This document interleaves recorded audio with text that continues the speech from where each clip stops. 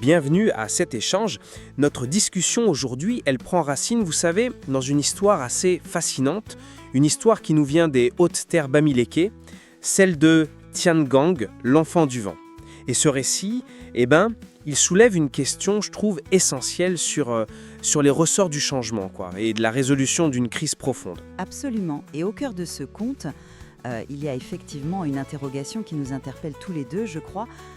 Qu'est-ce qui a véritablement permis le retour du souffle du monde, cette force vitale qui avait, ma foi, abandonné le village? Alors, est-ce que la réponse, elle réside principalement dans la nature?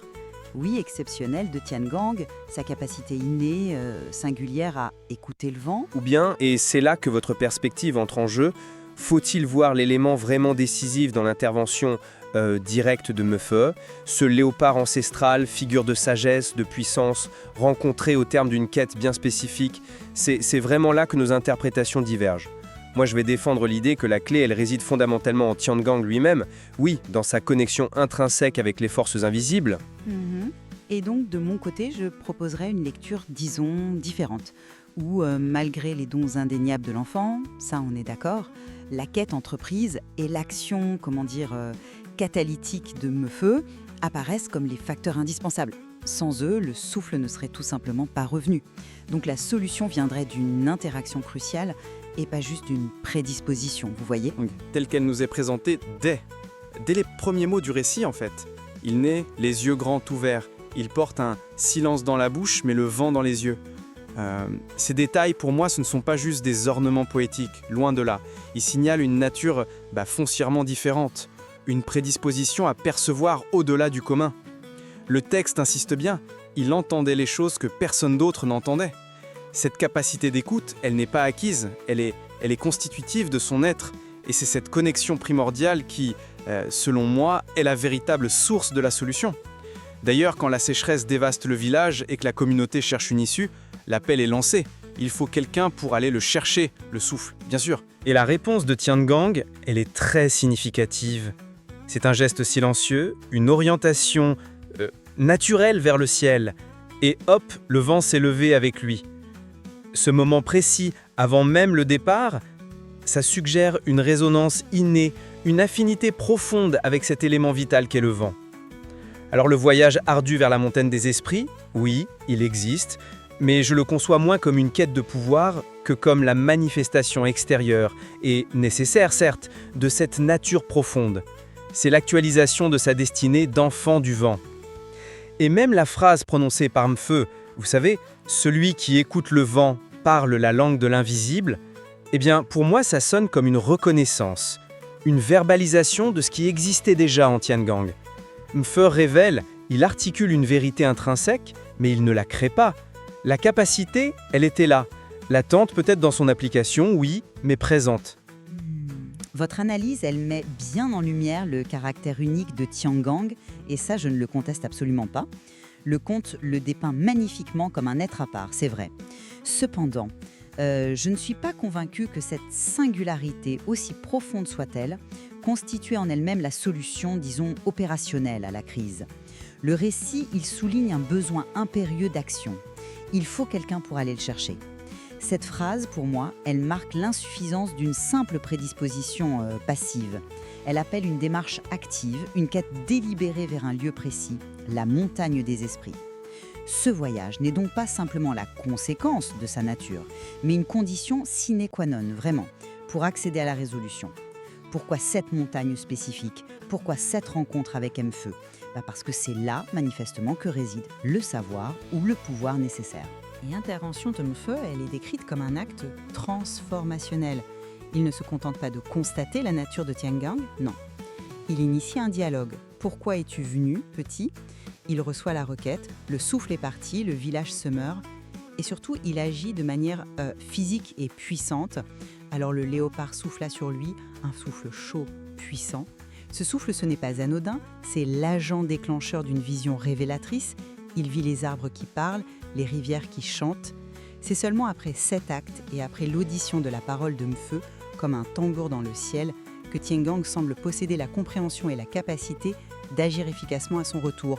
Donc pour moi, Mefeu ne fait pas que reconnaître, non. Il transmet, il active, il confère quelque chose d'essentiel qui manquait. Sans cette intervention spécifique, le potentiel de Tien Mangan, aussi réel fut-il, serait demeuré, je crois, inopérant face à l'ampleur du désastre. D'accord, je vois bien où vous voulez en venir avec cette insistance sur l'action de même feu. Mais reconsidérons à l'instant ce fameux silence de Tian face au souffle du léopard. Vous y voyez un potentiel non actualisé, une sorte de réceptacle vide que même feu viendrait remplir. Mais est-ce qu'on ne pourrait pas interpréter ce silence tout autrement ? N'est-ce pas justement la manifestation de sa force première, de sa capacité d'écoute totale ? Il est dit, on l'a rappelé, qu'il écoute le vent depuis toujours. Son silence n'est pas absence, mais présence attentive. Et dans cette perspective, le souffle de même feu, il ne vient pas créer quelque chose ex nihilo, mais plutôt agir comme un amplificateur, oui, ou un focalisateur. Une confirmation puissante d'une connexion qui était déjà là, existante et profonde. Ce souffle, il validerait son identité d'enfant du vent, en lui donnant peut-être une conscience plus claire de la portée de son don. Ce serait une reconnaissance active, voyez, plutôt qu'une transmission de pouvoir brut. Je comprends l'argument de la reconnaissance, oui, mais il me semble achoppé sur la nécessité même de l'épreuve et de l'intervention extérieure. Si son écoute et son silence étaient déjà des forces pleinement opérationnelles pour résoudre la crise, alors pourquoi cette quête périlleuse ? Pourquoi faire tout ce chemin jusqu'à la montagne des esprits pour rencontrer Mfeu ? Le silence de Tian Engang, tel que je le lis, représente une potentialité magnifique, une réceptivité hors norme, j'en conviens tout à fait. Mais la crise, elle demande plus qu'une réceptivité. Elle exige une action transformatrice. Et c'est là précisément qu'intervient Mfeu. Son souffle, cet acte concret, physique, chaud, puissant, et la vision qu'il induit, eh bien ça fournit ce qui manquait. Non seulement une compréhension plus profonde, mais surtout le déclencheur, l'activation spécifique requise pour inverser le cours des choses. Pensez un peu au symbolisme du souffle dans tant de traditions. C'est la vie, c'est l'esprit, c'est la transmission d'une énergie vitale ou d'un savoir sacré. Cette figure ancestrale, il ne fait pas que valider, selon moi, il insuffle littéralement quelque chose, une connaissance, une force, une autorisation spirituelle peut-être. Je ne sais pas exactement, mais ce n'est pas une simple confirmation, c'est une véritable initiation qui rend le potentiel enfin effectif. Votre point sur le souffle comme initiation est intéressant, c'est vrai, mais il nous ramène directement à la question du voyage lui-même. Si Mfa est le détenteur unique de la solution, comment Tian Gang sait-il où aller ? Le récit, il ne mentionne pas d'instructions précises données par les anciens sur la destination. Le fait qu'il entreprenne ce périple spécifique vers cette montagne des esprits, est-ce que ça ne renforce pas l'idée qu'il est guidé par sa nature même, par cette connexion innée qui l'oriente intuitivement vers le lieu où il pourra accomplir sa mission ? Le voyage devient alors la preuve de cette connexion intrinsèque, de sa détermination à suivre l'appel de sa propre nature d'enfant du vent. C'est cette qualité fondamentale, cette mission qu'il porte en lui, que Mfa reconnaît lorsqu'il l'interroge. Le voyage découle de qui il est. Ce n'est pas une simple course vers une source de pouvoir externe et arbitraire. La destination n'est peut-être pas choisie au hasard, mais justement parce qu'elle résonne avec sa propre essence. C'est une lecture plausible, oui, de la motivation du voyage, mais elle n'exclut pas, à mon sens, l'importance cruciale du lieu et de l'entité rencontrée. Admettons que Tian Gang soit intuitivement guidé, d'accord. Cela ne signifie pas pour autant que la solution réside en lui avant d'atteindre la montagne.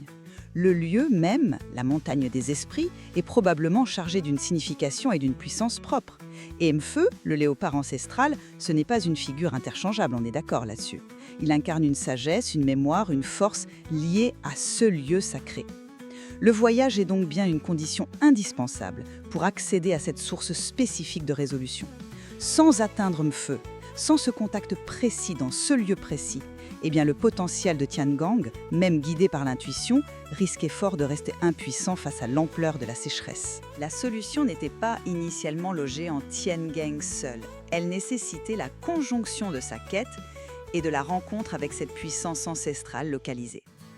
Le voyage, c'est le pont nécessaire entre le potentiel individuel et, disons, la sagesse collective ou spirituelle incarnée par Mfeu. Bon, abordons alors cette phrase clé, celle qui est entendue après le souffle Tian Gang. Celui qui écoute le vent parle la langue de l'invisible. Vous y voyez la transmission d'une leçon cruciale, d'une compréhension nouvelle conférée par Mfeu, mais Est-ce que ce n'est pas plutôt la formulation explicite de ce que Tiangang faisait déjà? Peut-être de manière moins consciente ou moins maîtrisée, certes. Le texte nous dit dès le début qu'il entendait les choses que personne d'autre n'entendait. N'est-ce pas là fondamentalement parler la langue de l'invisible? Mefeu, par cette parole, ne ferait que nommer, que rendre conscient et donc potentiellement plus maîtrisable à un état de fait qui préexistait. Ce serait une révélation sur sa propre nature catalysée par l'expérience intense avec Mefeu, oui, mais pas un enseignement totalement nouveau. Il apprend peut-être comment utiliser consciemment cette langue qu'il parlait déjà intuitivement. C'est une clarification, une prise de conscience, pas une acquisition fondamentale pour moi. J'entends votre nuance entre acquisition et prise de conscience. Mais personnellement, je penche pour une interprétation plus forte du rôle de Mefeu ici. Cette phrase, entendue comme un tambour dans le ciel, et l'image est très puissante, elle survient directement après le souffle transformateur et la vision induite. Ce séquençage y suggère fortement un lien de causalité, non? Avant cette rencontre, Tiangang écoutait, oui, mais comprenait-il la portée de cette écoute? Savait-il comment la canaliser pour agir sur le souffle du monde? Le récit ne nous le montre pas en action salvatrice avant cette expérience précise. Je crois que cette phrase n'est pas une simple description rétrospective, mais bien la clé opérationnelle qui lui est donnée. C'est la compréhension active, la formule magique ou spirituelle si vous voulez, qui débloque sa capacité à interagir avec les forces invisibles de manière ciblée et efficace. C'est une transmission de sagesse active, un savoir-faire essentiel qui lui manquait pour répondre aux besoins spécifiques du village. Mefeu ne lui dit pas seulement « tu sais écouter », il lui révèle comment cette écoute devient langage et action dans le monde invisible. C'est plus qu'une simple prise de conscience. D'accord. Et cette question de l'action, elle nous mène tout droit au retour de Tiangang et à l'utilisation de son tambour. Quand il revient, il ne prononce toujours pas un mot, mais il frappe son tambour 3 fois. Et le vent revient, suivi de la pluie. Pour moi, cet acte, c'est la manifestation ultime de sa nature d'enfant du vent. Une nature désormais pleinement consciente et maîtrisée grâce à la rencontre avec Mefeu, j'en conviens.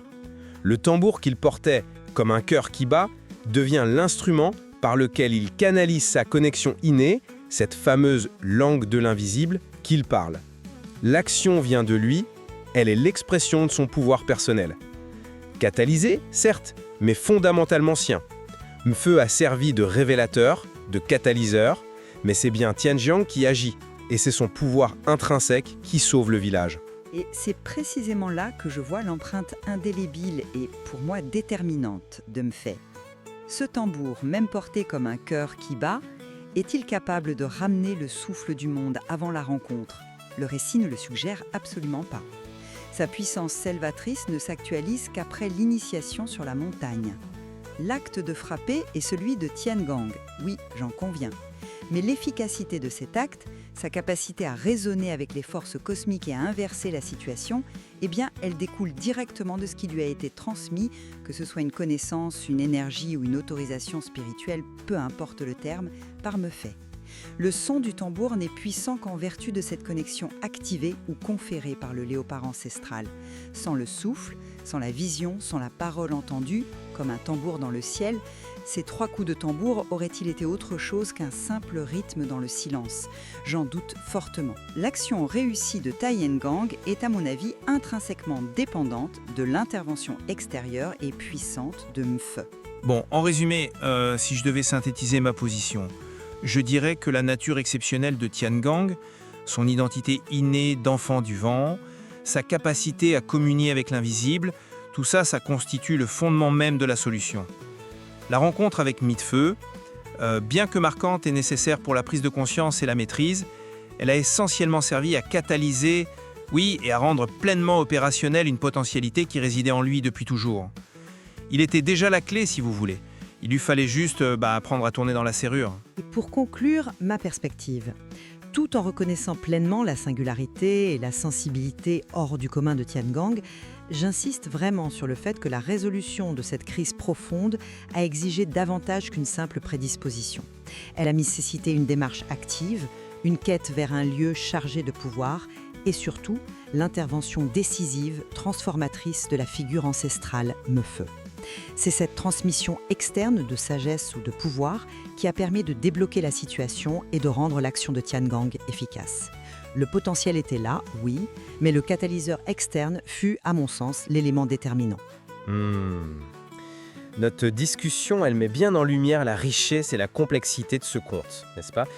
Il tisse de manière fascinante le fil du potentiel individuel, incarné magnifiquement par Tian-Gang, avec celui de la nécessité de la transmission, de la sagesse ancestrale ou de l'intervention extérieure, représentée par Mu Fei. Ce récit ne nous offre pas de réponse simple et c'est peut-être ton mieux. Effectivement. Et peut-être que là réside sa force, justement. Il nous invite à méditer sur cet équilibre subtil, voire cette tension créatrice entre les dons intérieurs que chacun porte en soi et le rôle des épreuves, des rencontres, des guidances externes pour que ces dons s'épanouissent pleinement et servent la communauté. L'histoire de Tian-Gang soulève cette question universelle. Nos talents innés suffisent-ils ou nécessitent-ils cette confrontation au monde, cette reconnaissance ou cette activation par une force qui nous dépasse pour atteindre leur pleine mesure? La beauté de ce conte réside aussi dans les questions qu'il laisse ouvertes, nous rappelant qu'il y a sans doute encore beaucoup à entendre, à la fois dans le silence de l'enfant du vent et dans le souffle puissant du léopard ancestral.